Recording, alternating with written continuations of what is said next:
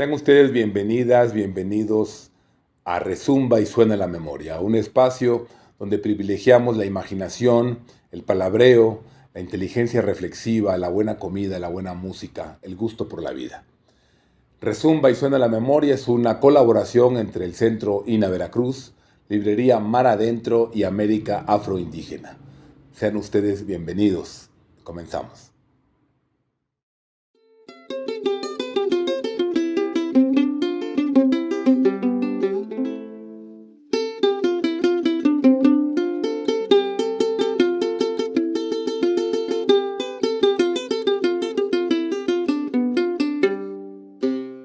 Muy buenos días, qué gusto saludarles en esta nueva emisión de Rezumba y Suena la Memoria, este espacio que como ustedes saben nos gusta tener y procurar para cultivar la palabra, la reflexión, la sensibilidad, el cariño.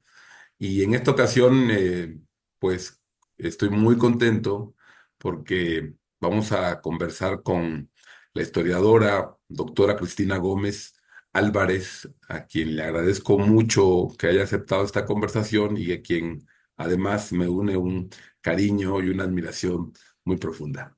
Cristina, ¿cómo estás? Bienvenida. Muchas gracias, Álvaro. En verdad agradezco la invitación a esta conversación.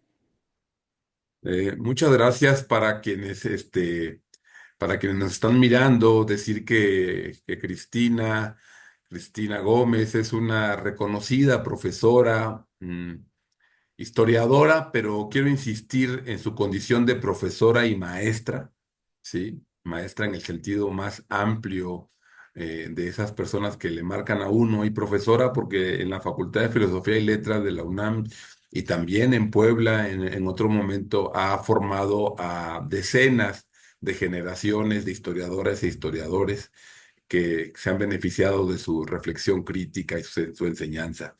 Pero además, Cristina es una prolija autora de muchos libros. No los tengo todos aquí, pero algunos tengo que les voy a mostrar. Una biblioteca obispal, Antonio Vergosa y Jordán, en 1802, ¿verdad? También tenemos aquí la circulación de las ideas, bibliotecas particulares en una época revolucionaria, que también lo tenemos por aquí. Un libro también bien interesante que se llama Navegar con libros, el comercio de libros entre España y Nueva España, ¿verdad? También de Cristina Gómez. Y un libro que comentaba yo ahora que es inconseguible, yo mismo lo quiero tener y no se puede, que es un trabajo hecho a la limón con Guillermo Tovar y de Teresa, que lleva por nombre Censura y Revolución, los libros prohibidos por la Inquisición de México, 1790-1810. Y pues en esta ocasión queremos conversar muy puntualmente sobre la aparición de este libro, ¿verdad? Editado en grano de sal, que lleva por título El Proyecto Conservador de la Iglesia para la Independencia 1820-1821. Así que, eh, de eso vamos a conversar hoy y de nuevo, pues muchas gracias. Hay que decirle a nuestra audiencia que este libro del cual vamos a comentar ahora, pues tiene un antecedente, ¿verdad? Y procede de un trabajo anterior, titulado El Alto Clero Poblano. Me gustaría para empezar esta plática, querida Cristina, si nos puedes hablar de la historia de este libro, que es una historia prolija porque ha tenido varias reimpresiones y ediciones. Si nos podrías comentar del contexto en el que surge esta investigación, el Alto Clero Poblano y la Revolución de Independencia 1808-1821, por favor. Sí, Álvaro, con mucho gusto.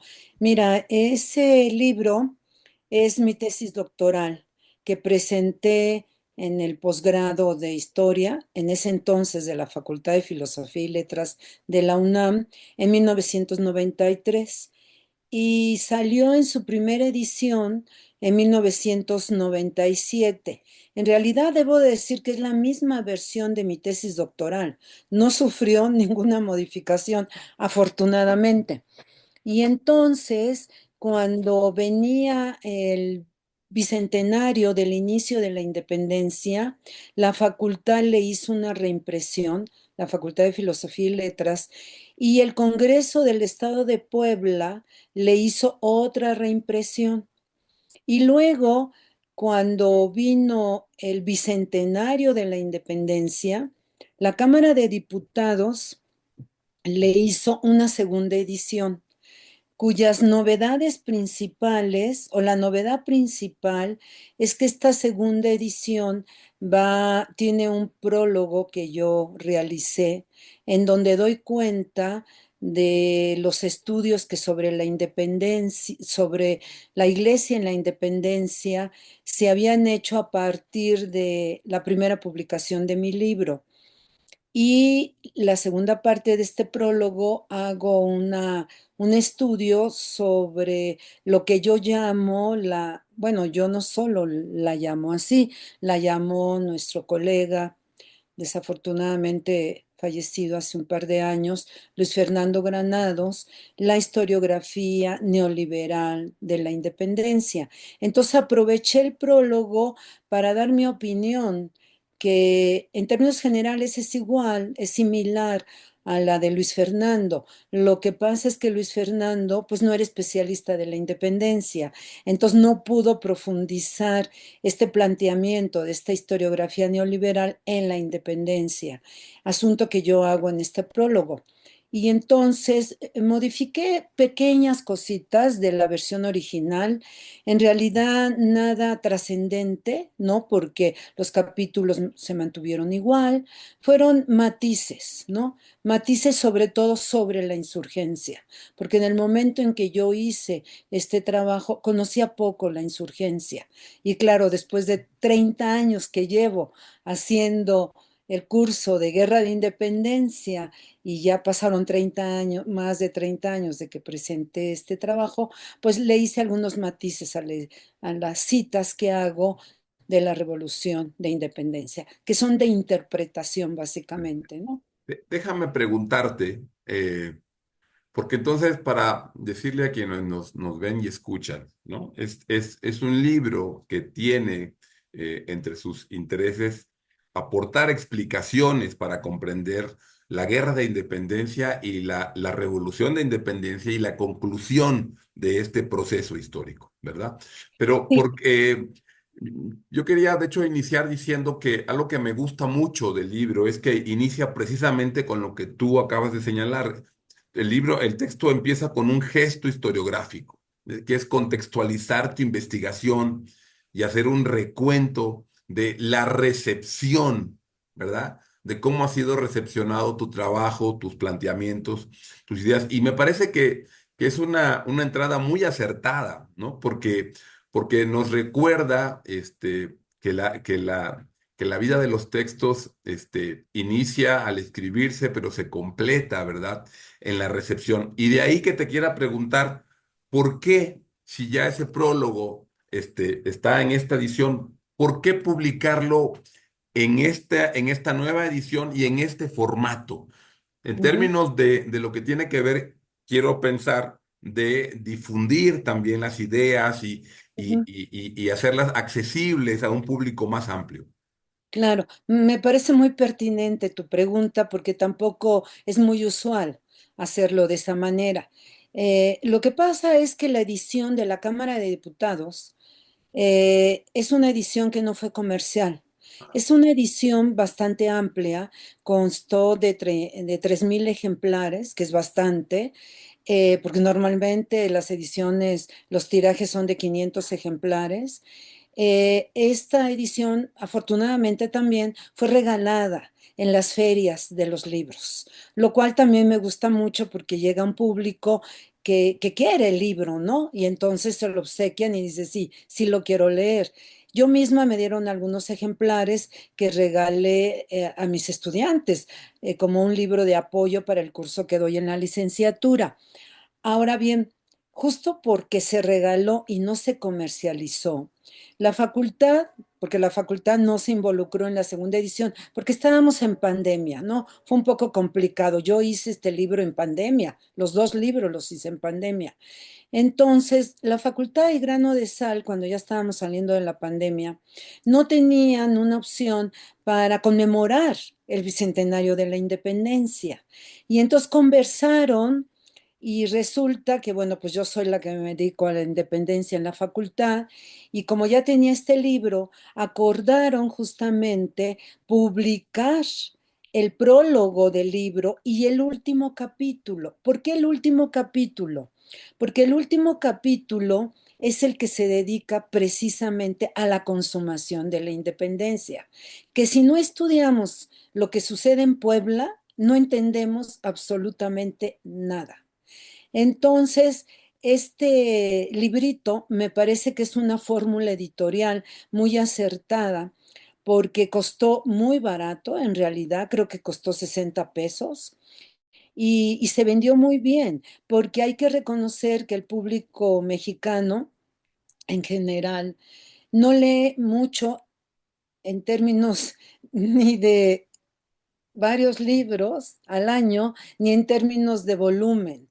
Entonces es como tú lo enseñaste, un formato bastante accesible y que además, este es otro, bueno, debo de decirlo, otro mérito de mi libro, porque cada capítulo se puede leer independientemente del otro.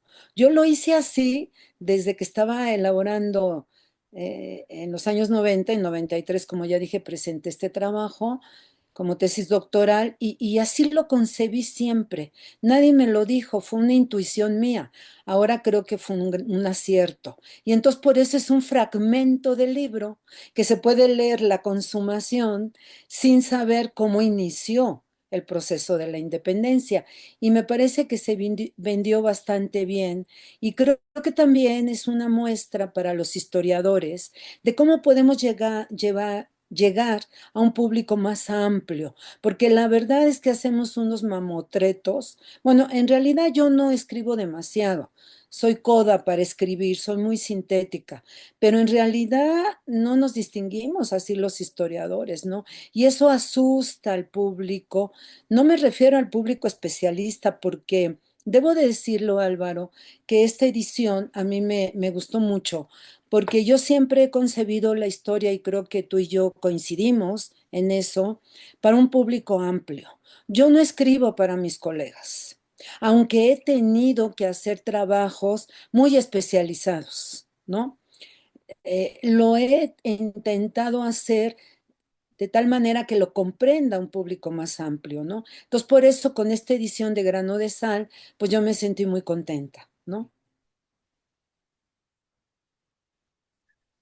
Déjame hacer una pregunta de orden general. Te voy a pedir como me decía un profesor de la preparatoria, te voy a hacer una pregunta tipo examen doctoral, pero yo sé que tú puedes ayudarnos. Es, ¿qué puede aportarnos el estudio y el conocimiento del proceso histórico de la Guerra de Independencia en el 2024? ¿Por qué volver a estudiar la guerra de independencia en la actualidad de este país tan diverso, tan complejo, tan hermoso que tenemos? Pues es una pregunta muy pertinente, muy amplia, muy compleja de contestar. Voy a sintetizarla, resumirla, pero yo creo que es muy pertinente porque tú y yo sabemos, y muchos historiadores también, otros no, que la historia se hace desde el presente. Si nosotros no queremos, no sabemos dónde estamos parados, qué país vivimos, es muy difícil que nos acerquemos al pasado de tal manera que sirva para comprender nuestro presente. Para mí esta es la esencia de la historia y desafortunadamente no todos los historiadores lo comprenden y no se lo transmiten a sus estudiantes. Yo pienso que cualquier trabajo de carácter histórico tiene que aportar conocimiento al estudio del presente, si no, no tiene ningún sentido hacerlo. Y por eso creo que es muy pertinente tu pregunta, porque yo creo que la Revolución de Independencia tiene muchísimo todavía su estudio que aportar para la comprensión del presente. Ahora que nosotros celebramos o conmemoramos los 200 años de la independencia, yo realicé varios estudios y aquí debo de decirlo, me llamó mucho la atención la verdad. Las mañaneras de López Obrador haciendo referencia todos los días a la historia. Y a él le tocó la conmemoración de los 200 años. Y ningún historiador, ni a favor, ni en contra, ni neutro de la 4T, bueno, quitándome a mí, por supuesto, hizo referencia a lo que López Obrador decía en las mañaneras. Y eso me parece muy incorrecto y lo escribí varias veces, el hecho de que los historiadores nos hubiéramos quedado callados y no refutar, matizar, en fin, ¿no? Porque finalmente, pues él lo estaba diciendo desde un lugar de una gran difusión, ¿no? En fin, pero lo que yo quería decir es que en esta conmemoración, López Obrador trajo a colación algo que voy a decir y creo que va a impresionar mucho a la gente, la verdad, es que puso énfasis en la propuesta social de la insurgencia, que se resume en los sentimientos de la nación. López Obrador conoce mucho la historia, pero no es historiador. Entonces él cree que Morelos de repente se sentó a escribir los sentimientos de la nación y no ve que fue el resultado de un proceso de elaboración justamente de la causa insurgente como una propuesta para construir la nación y el país que querían tener una vez lograda la independencia. Esto sí lo comprende muy bien, esto último lo comprende muy bien él. Y resulta que ese programa social de la insurgencia, que se sintetiza pues en el sentimiento que él mencionó muchísimo y que los atentos escuchas de López Obrador, que hay muchos, ¿no? Se lo deben de saber de memoria, que es el artículo, el sentimiento 12, donde se refiere a las labores que el Congreso debe de hacer en el sentido de aumentar de moderar la opulencia y la indigencia de tal manera que se aumente el jornal del pobre. Y sigue este sentimiento. Esto es de una profundidad, la verdad, que ninguna revolución, ningún proyecto revolucionario en ninguna parte del mundo, en ninguna época, reivindicó un aumento del pobre. Bueno, esto a López Obrador le permitió, obviamente, hacer uso político del pasado para fundamentar sus propuestas sociales de gobierno, ¿no? Bueno, pero ¿en qué sentido a nosotros como historiadores nos debe de hablar más de nuestro presente esta revolución? Pues es Perdón que una... perdón que te interrumpa, Sí, y no solo a los historiadores, sino los al- historiadores con su trabajo de cara a la sociedad de a la acuerdo. cual pensamos que nos debemos. No, no, y por eso lo menciono yo, ¿no? Bueno, ¿por qué? ¿Por qué es tan, tiene que ver con nuestro presente? Porque este sueño de los insurgentes, que yo lo empecé a estudiar, eh, pues hace varios años, porque doy esta clase, ¿no? Precisamente desde antes de que llegara el gobierno, obviamente, de López Obrador, y me di cuenta cómo la historiografía llamada neoliberal eh, dejó de lado, no los sentimientos de la nación, no, dejó de lado toda la insurgencia.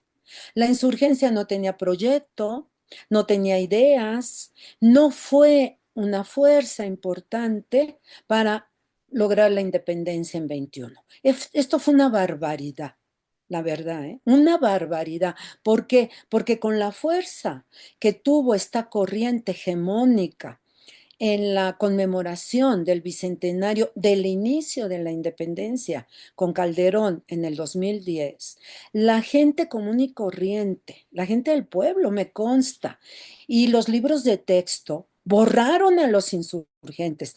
Álvaro, ya no podemos mencionar que hubo una época colonial. Ahora no hubo dominación española.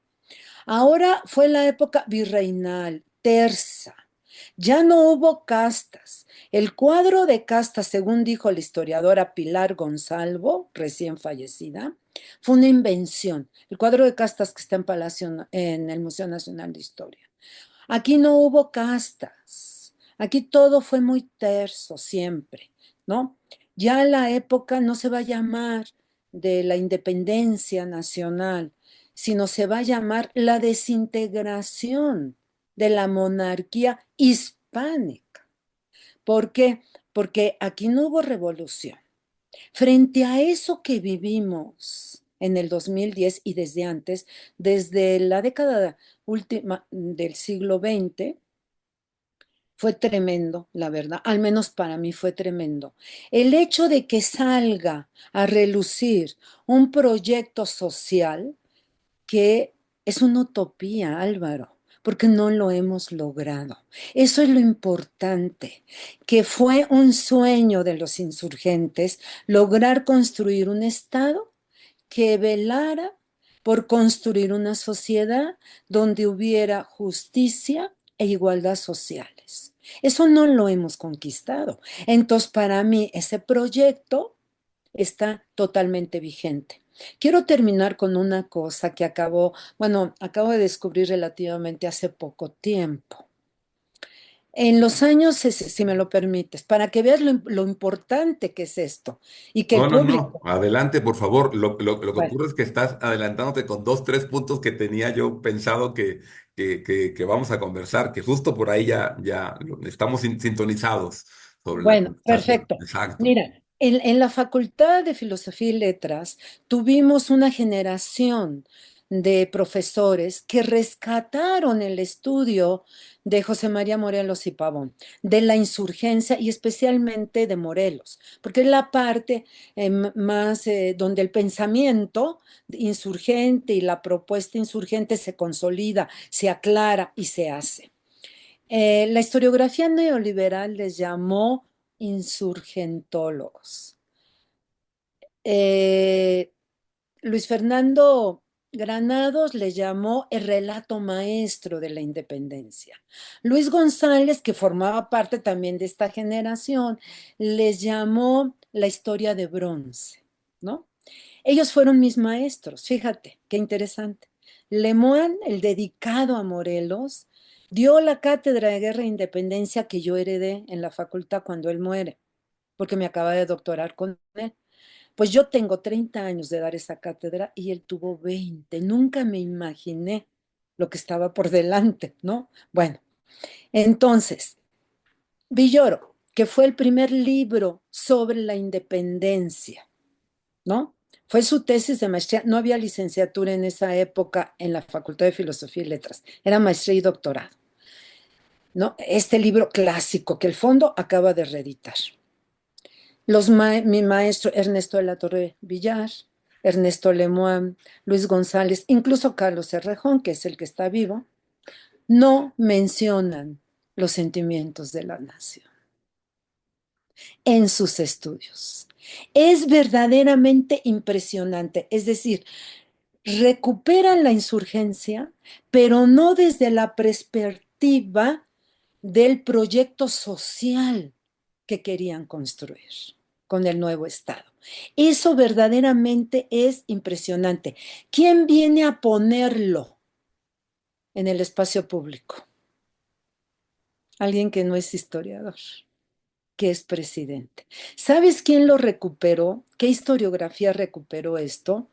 Una historiografía que se da a partir de los años 30 del siglo XX y que está muy influida, obviamente, por la Revolución Mexicana y por la Revolución de Octubre.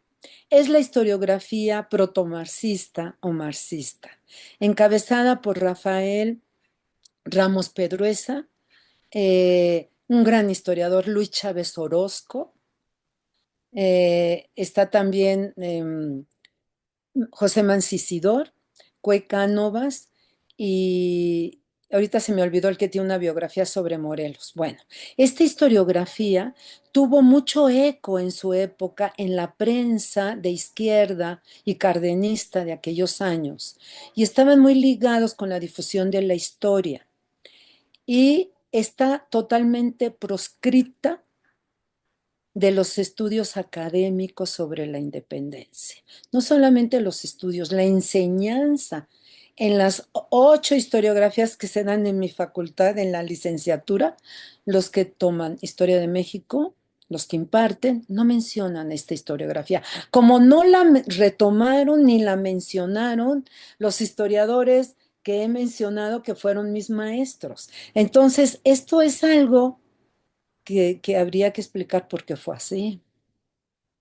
Claro, y esto que señalas, muestra claramente que en contradicción con lo que desde ciertas posturas nos quieren decir que el pasado ya pasó y que todo está dicho del pasado, es recordar que la investigación histórica se hace desde lugares específicos, en momentos específicos y que por tanto lo que decimos y lo que no decimos, ¿verdad?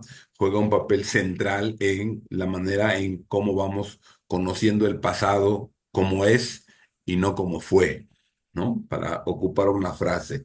Eh, te decía yo que te decía yo que les comparto Sentimientos de la Nación, que son estas ediciones, ¿verdad? Que vale la pena que invitamos a que la gente conozca, ¿sí? De aproximarse y bueno, te los muestro solo para decirte que por ahí vienen los tiros.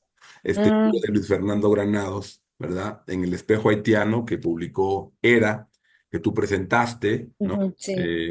Y que del cual ahora comentaremos algo. Eh, Quisiera volver de nuevo a nuestro libro, ¿verdad? Quisiera volver a este libro del cual estamos hablando, el proyecto conservador, ¿verdad? De la Iglesia para la Independencia. Eh, Tú dices que tu investigación intenta o surge también de responder a la paradoja planteada por Luis Villoro, ¿no? De una iglesia que primero combate con toda energía a la revolución de independencia, pero que después, ¿no? En los años finales hay un viraje, ¿verdad? E impulsa de manera notable la ruptura de la Nueva España con la península. Eh, ¿Qué propones tú? ¿Qué nos podrías decir? ¿Cuál es tu propuesta para responder a esta paradoja y a partir de ahí cómo lees la guerra de independencia? Y sobre todo la consumación, más bien, ¿no? Porque este es un proceso histórico, ¿no? No podemos nosotros aislar un momento de otro. Cuando aquí inicia la revolución de independencia, aquí y en América del Sur también, obviamente, hay una coyuntura internacional, ¿no? Dada justamente por la política expansionista de Napoleón Bonaparte, esa es una coyuntura, ¿no? En donde finalmente, por razones que no vienen aquí al caso a explicar, pues decide que España sea parte del imperio que él quiere construir, ¿no?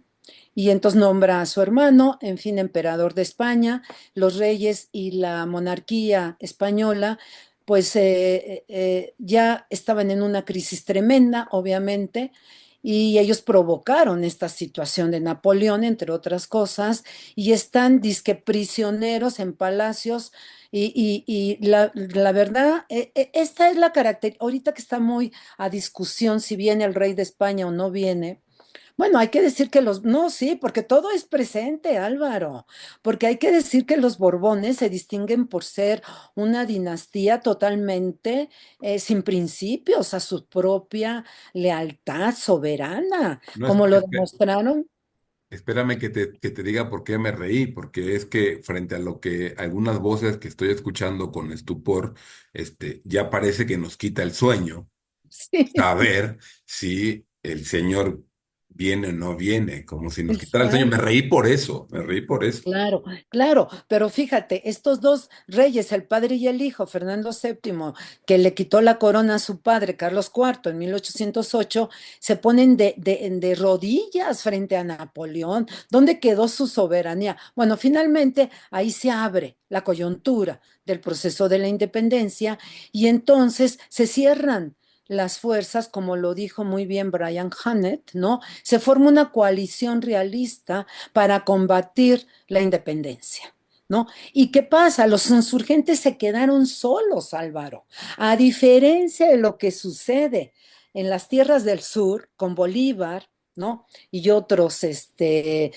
procesos de Sudamérica que, bueno, tienen mucho de similitud también entre sí y con nosotros algo y otras grandes diferencias. Aquí, allá las oligarquías criollas se sumaron desde un principio, aquí no. Aquí se cerraron en contra de la independencia, de la ruptura. Fueron capaces, y la iglesia también, Álvaro, esto es muy importante, de aceptar el liberalismo español con las Cortes de Cádiz y la Constitución de 12, y fueron capaces de aceptar una monarquía constitucional, como era este proyecto, que aquí estuvo vigente en la Nueva España, porque con respecto a la iglesia no les tocaba un pelo.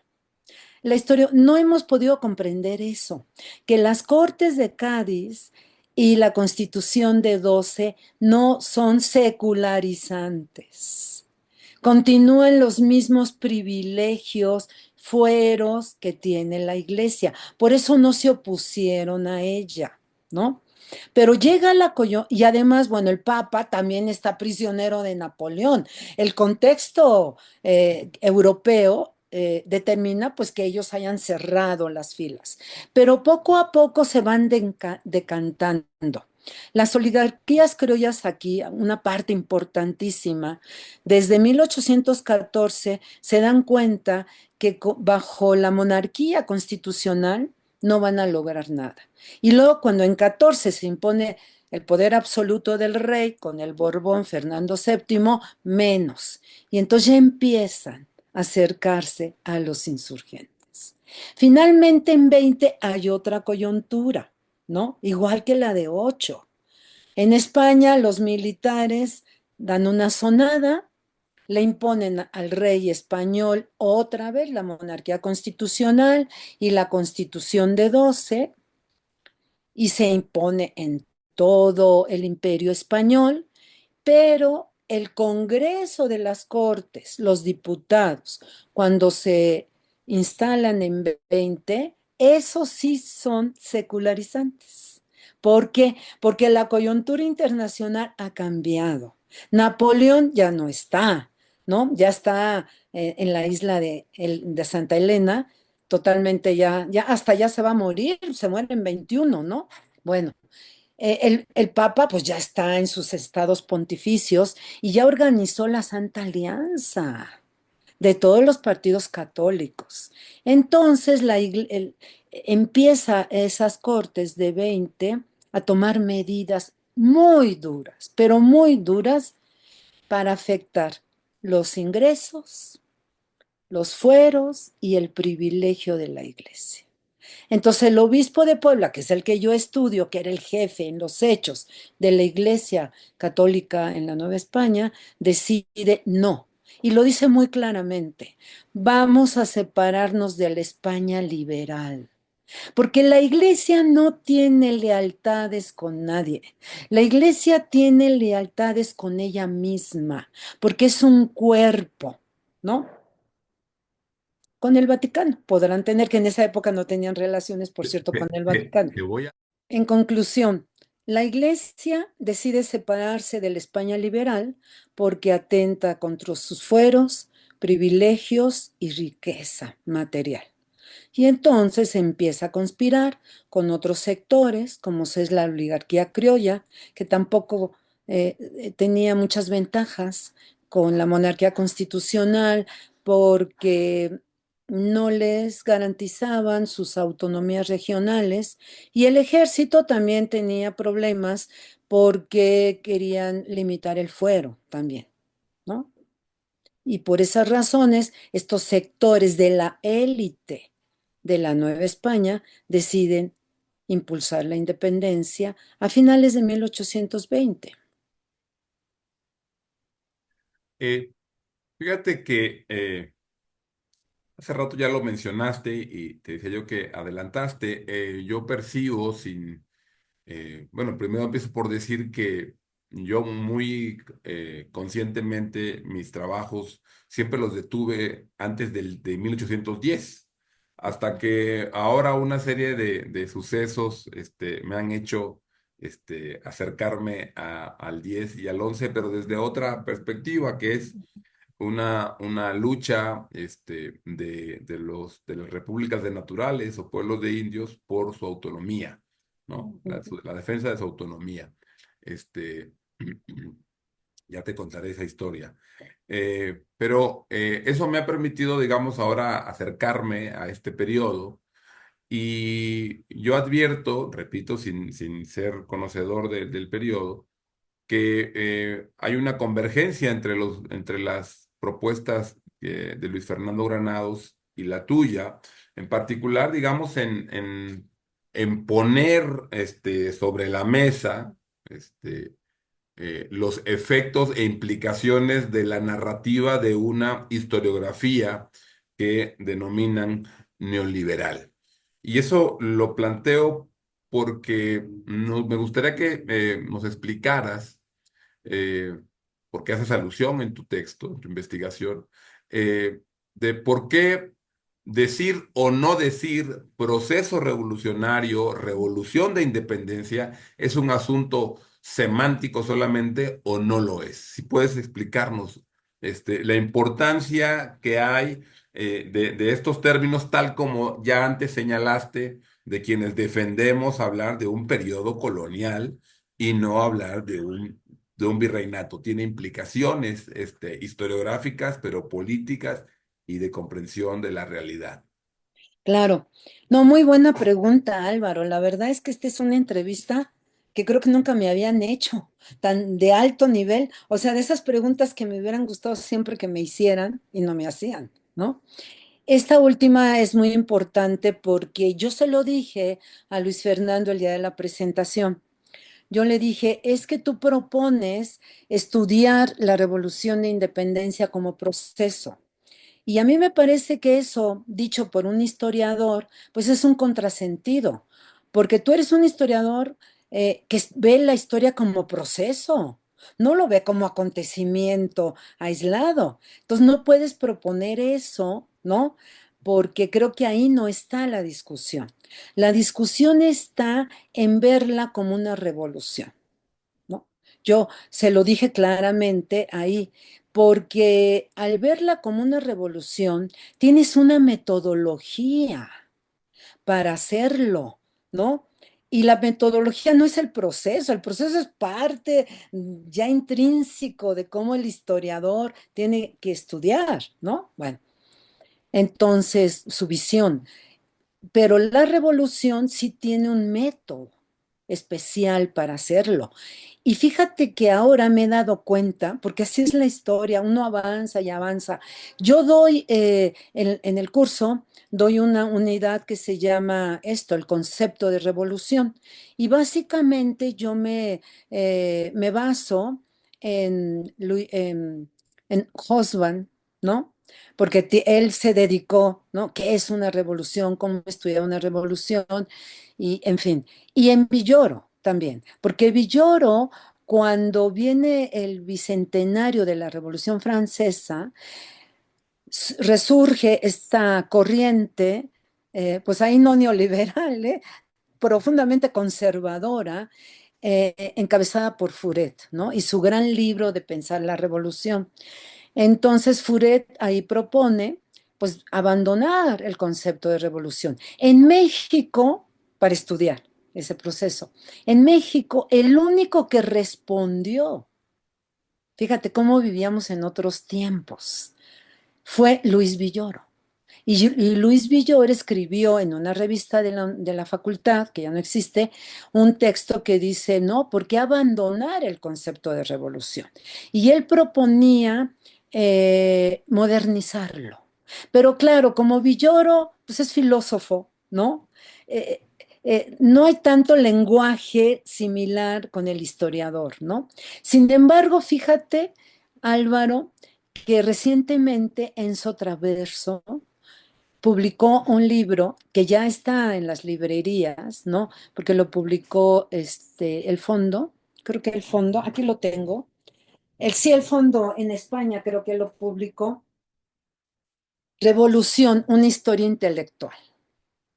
Y entonces lo he estado leyendo y me está proporcionando elementos muy importantes para, como decía Villoro, modernizar mi metodología para estudiar la revolución, sin abandonar a Hobsbawm, ¿no? Pero lo interesante de este libro es que él ya estudia no las revoluciones que Hobsbawm estudia como modelos, sino estudia ya las revoluciones de finales del siglo XX y del XXI.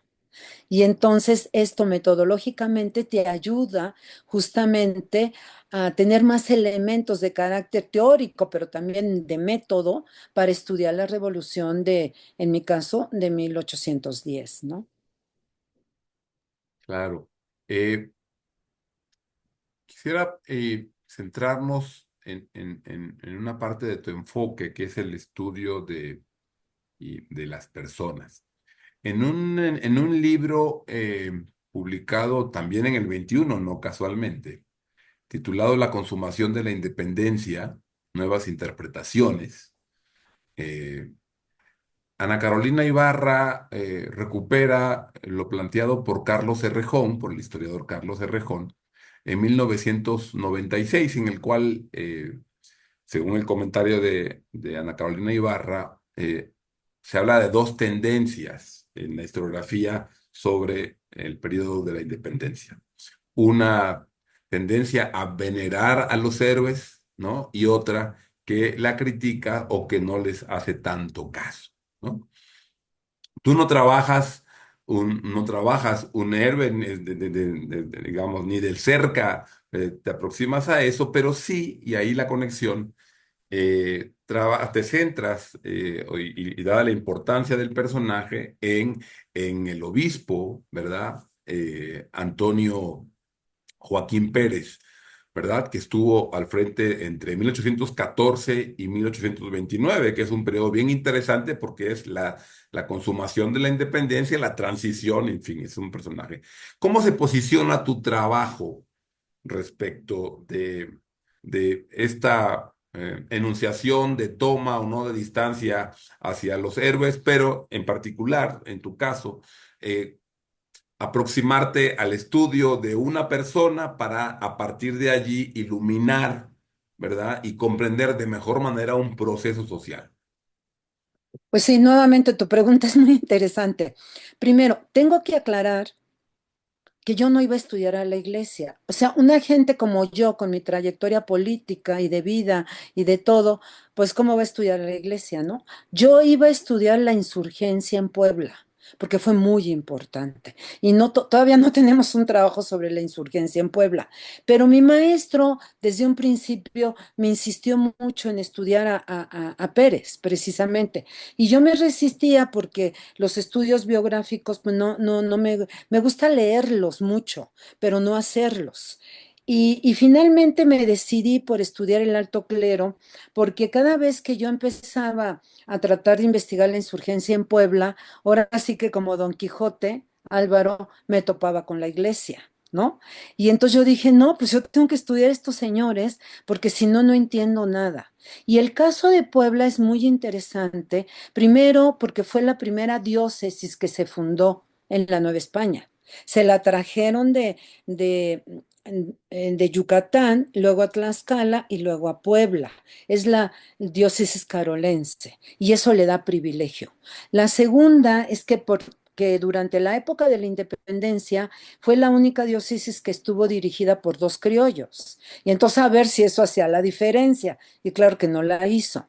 Y la tercera es porque Pérez, como tú lo acabas de decir, es un gran personaje. Yo siempre he pensado que yo le he hecho un favor a la iglesia al estudiarla. Claro, como ellos, pues, tienen otra idea, ¿no? Pero es que debieron de haber estudiado ellos a Pérez y no yo, ¿no?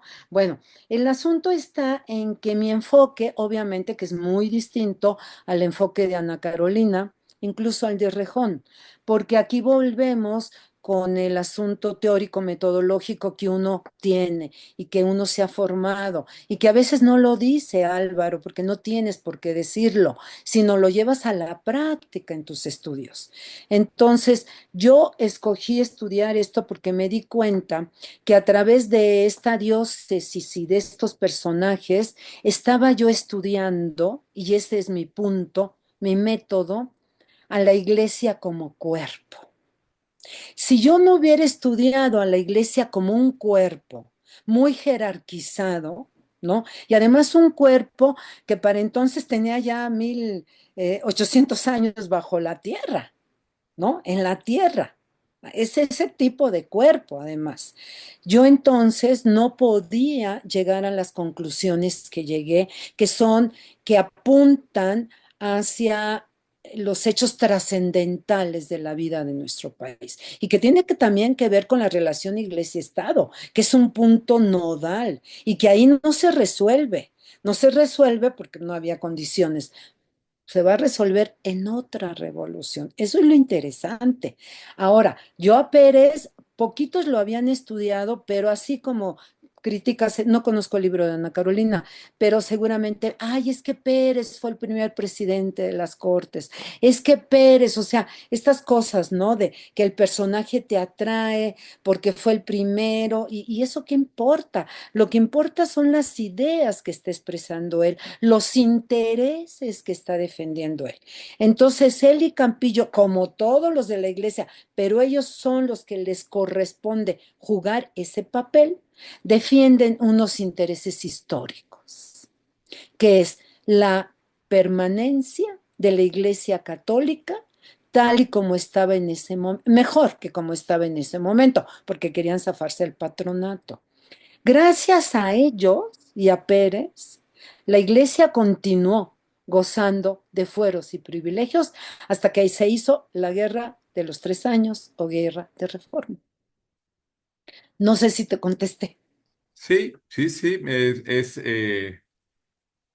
lo que me gusta mucho también de ese ejercicio que haces, y con esto quisiera, digamos, aproximarme al cierre de esta conversación, es que el título de este trabajo que estamos comentando, el proyecto conservador de la Iglesia, ¿no? ¿No? Ya anuncia tu posicionamiento historiográfico frente a quienes han planteado una postura de tipo liberal, ¿verdad? De la iglesia. Lo que tú nos dices es, no, hay coyunturas que hay que tener presentes, ¿no? Y lo que provoca que la iglesia novohispana en ese momento apoye la causa de la independencia es por defender, digamos, sus privilegios y lo logró. Y lo interesante es, digamos, cómo tú nos dices, ojo, hay que estudiar este proceso en línea de continuidad hasta la década del 50, ¿no? Si capto bien lo que tú nos Sí, claro, planteas. claro. Y entonces me parece pues muy, muy, muy interesante este planteamiento porque, y un poco quisiera cerrar con esto, Cristina, preguntándote, eh, los historiadores se nos suele olvidar que escribimos desde lugares sociales específicos, ¿verdad? Y, y que ya hace muchos años un historiador como Michel Desertor también nos ayudó a entender que no escribe uno, no es el historiador como individuo solamente quien escribe, ¿verdad? Y que hay que entender el contexto desde el cual se escribe. Es, ¿qué nos espera? ¿Qué piensas? ¿Qué nos podrías decir tú que son los pendientes de la historiografía sobre el proceso de la guerra, revolución de independencia, y de la consumación de la independencia. Qué nos falta por entender de mejor manera de este proceso? Yo creo que nos falta mucho porque se abandonó, Álvaro. La verdad es que se abandonó el estudio, sobre todo de la insurgencia. Lo que tú me estás diciendo, que estás estudiando ahora las autonomías de ciertos pueblos y eso. Bueno, yo creo que eso hay que retomarlo, pero para ver justamente la postura de estos pueblos en este proceso histórico. Esta mirada de la historia social y regional, pues se fue totalmente abandonada. La abrieron, tú sabes bien, la generación de Brian Hannett, ¿no? Luego también Tutino también lo hizo y se abandonó. Y yo quisiera que se retomara justamente, porque ya retomándose eso vamos a conocer más esos cambios profundos de la sociedad, que si tienes una visión de conjunto del proceso, te permite profundizar. Si no tienes una visión del proceso, no vas a profundizar. Eso es lo que no entienden ciertos historiadores que estudian cosas muy aisladas. Yo quisiera poner un ejemplo, Álvaro, que tiene que ver con tus preocupaciones historiográficas y con la preocupación historiográfica que salió en estos 200 años de conmemoración de la independencia, y es el rescate de la población afrodescendiente, como se llama ahora. Fíjate que aquí nosotros no hemos profundizado lo que significó y que ahora en los 200 años de la consumación un poco se mencionó, pero no lo suficiente desde mi punto de vista, es el aporte que hizo Guerrero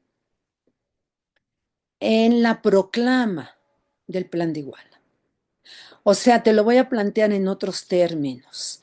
Gracias a la insurgencia, este país nació como un país pluriétnico. En eso no hemos reflexionado, Álvaro. Y yo creo que eso te permite reflexionar si tienes justamente a la revolución de independencia y a la consumación como un momento trascendental para poder comprender lo que pasa después y lo que pasa hoy en día también. Si, si no hubiera negociado eso Guerrero con Iturbide como representantes de dos fuerzas, no sé cómo hubiera sido la sociedad que el Estado liberal hubieran construido, pero no sería de carácter pluriétnico, eso sí te lo puedo decir. Cristina, muchísimas gracias por aceptar esta conversación. Me alegra mucho que la edición de este libro, El Proyecto Conservador de la Iglesia para la Independencia, de Cristina Gómez Álvarez, en Grano de Sal, haya sido el pretexto para conversar contigo en Rezumba y Suena la Memoria, porque esa es la idea que tenemos aquí, escuchar muchas voces, ¿no? Porque estamos convencidos que la memoria es un territorio en disputa Ujú. y hay que mantenerlo así, ¿no? Un territorio en disputa.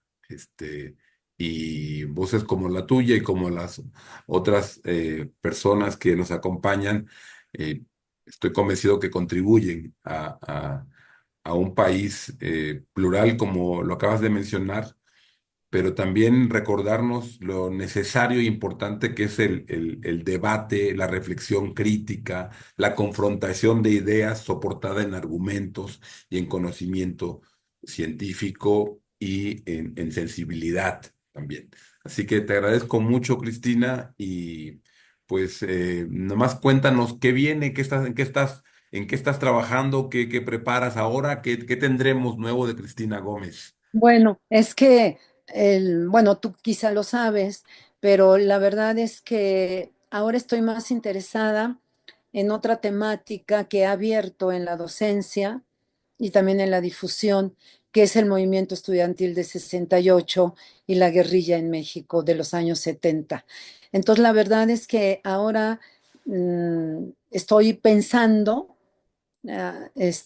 bueno, mis intereses, digamos, en términos de investigación, están más enfocados al siglo XX, ¿no? Que al siglo XIX. Lo cual no quiere decir que vaya a abandonar esta temática, ni mucho menos, ¿no? Al contrario, pero sí en términos de investigación me llama más la atención, porque además como se acaban de abrir todos los fondos en el AGN, ¿no? Y también porque es parte de mi propia vida, ¿no? Entonces, si viene algo, será por ahí. Novedoso, quiero decir, ¿no? Ujú. Cristina, muchas gracias. Nos vemos prontito y a ustedes, gracias por acompañarnos y nos encontramos en una nueva edición de Rezumba y Suena la Memoria. Muchas gracias, Álvaro, por tu entrevista. Gracias.